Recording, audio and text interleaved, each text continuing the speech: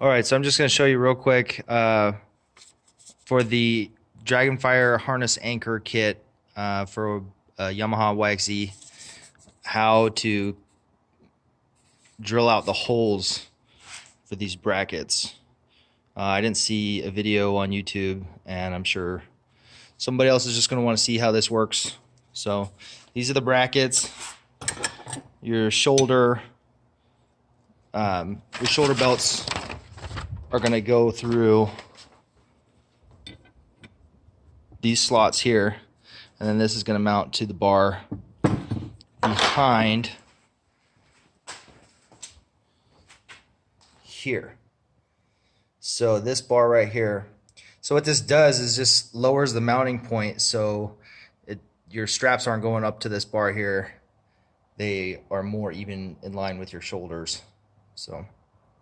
So you can see you want to remove this middle plastic locking pin, and if you just cut out, really the only one you need to cut out is this bottom one here and the bottom circle, and then I just lined up the bottom parallel to the plastic, and you can see back in there, if I can get the camera right, that center hole, I just put this directly center over that hole, and then these two I just marked with a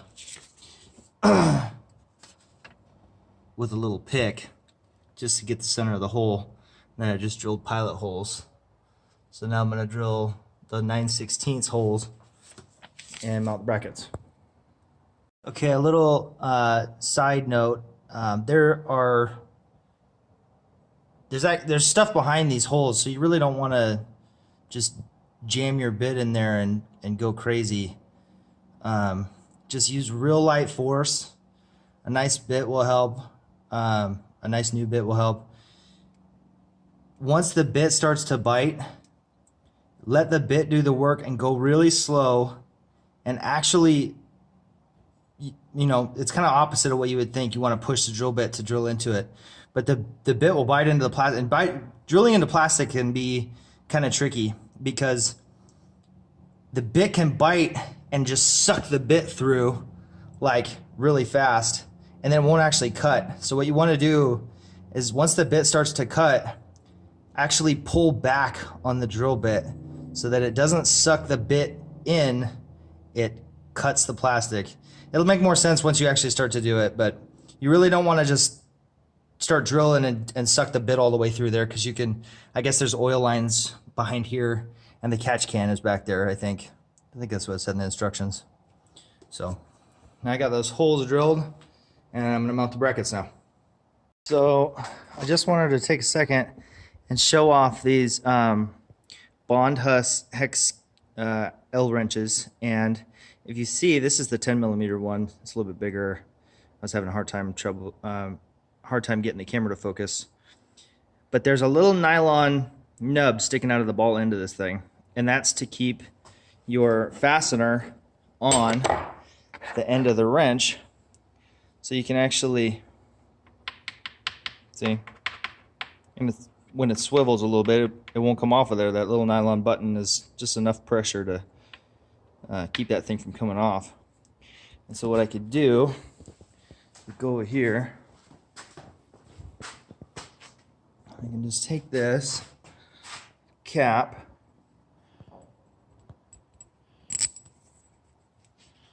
and run this whole thing up in here.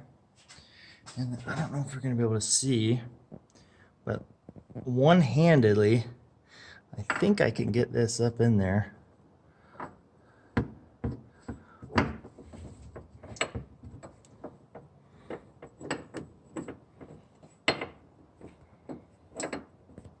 So I can turn the flash on. There we go.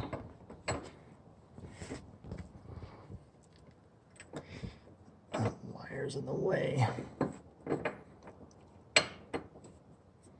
So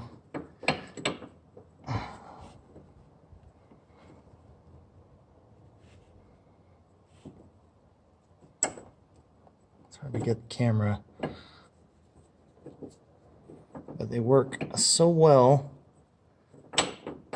that I can just get this whole thing started with one hand if you can't get two hands in there. So anyways, yeah, see, they work great. Focus. See, she's just hanging there. But I highly recommend those little L wrenches. They're like 10 bucks, and they're better even than like the Snap-on or Proto ones. So anyways, that's just a quick side note. So I got all the screws started. You can see this is the passenger side, like mid roll bar. And it just bolts right around there. And if I can get the camera around here, maybe you can see.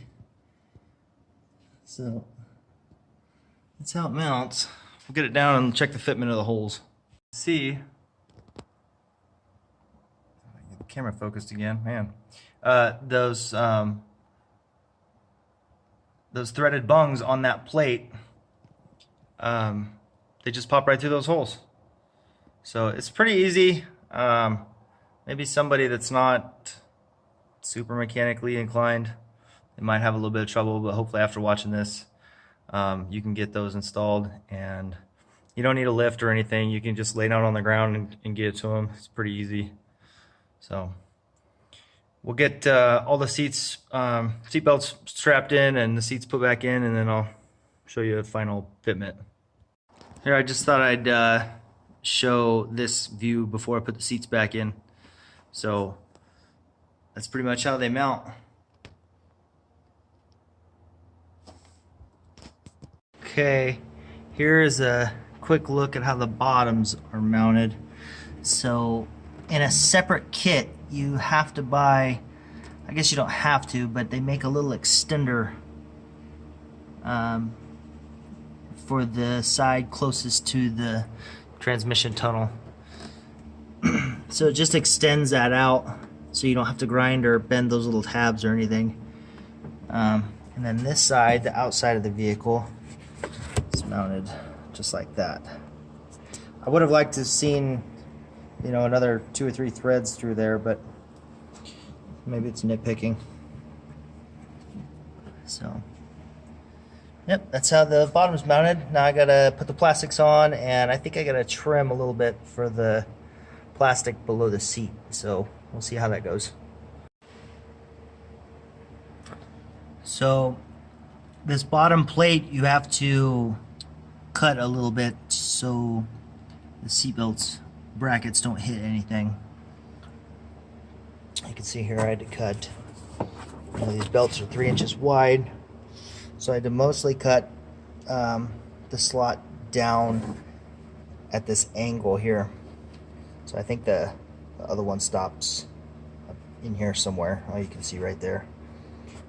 So cut down in this angle and cut out the top a little bit. That one I just notched it out. And then in each of these, I cut a slit so you don't have to take this side off to get to that bolt to take the seatbelt off every time you want to take this plastic off. So now it'll just slip right through that slot. I'll show you the other side real quick.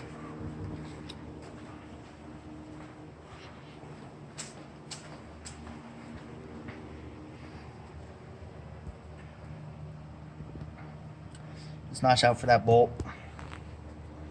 And this side, do the same thing.